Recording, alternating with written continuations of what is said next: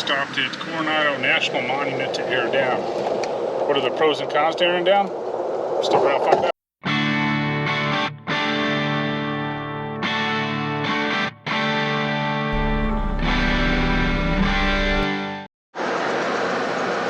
One of the reasons to air down is to make the ride more comfortable off-road.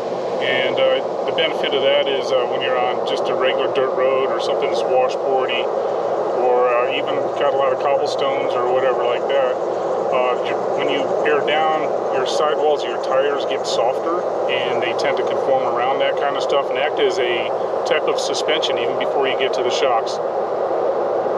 Another benefit to airing down is you increase your traction, because when you air down, your footprint of your tire actually elongates, so you have more contact with the ground, increasing your traction, so you're less likely to need to spin tires.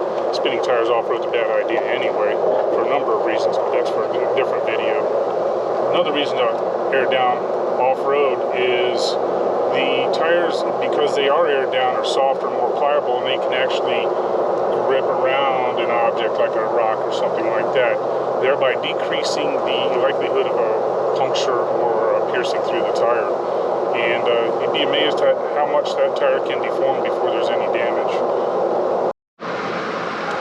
So, some cons to airing down.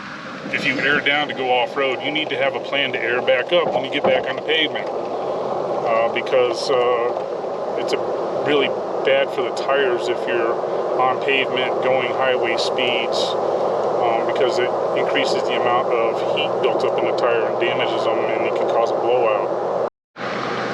If you do find yourself needing to get on road for a period of time, try not to exceed 35 miles an hour. Just keep in mind that you are building up a lot of heat in those tires at the same time. Along those same lines, even when I'm off-road, I tend to keep it below 35 for the same reasons. As we leave the Visitor Center at Coronado National Monument, get my words right, we end up climbing up to and over and across the Montezuma Pass. Now this road isn't too bad. It tends to be washboardy and a little bumpy, and the benefits to airing down are definitely apparent here. If you ever follow a full-size pickup truck, they're running like 80 PSI in their truck and their tires, you can see them skipping all over the place, whereas aired down, they probably wouldn't do that as bad.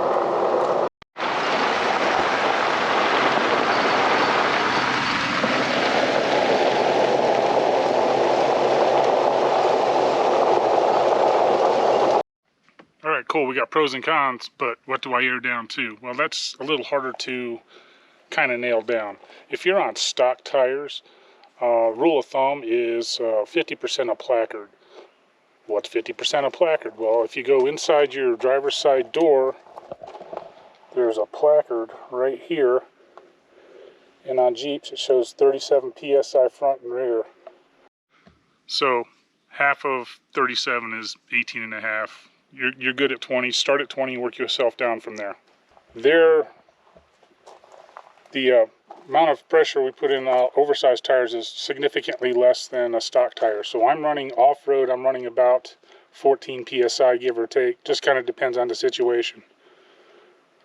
Don't forget, once your day is done on the trail, air back up. Have a plan for that. Make sure you're not traveling more than 35 miles an hour for any length of distance on the pavement. Just make sure you have a plan. That's all I'm saying.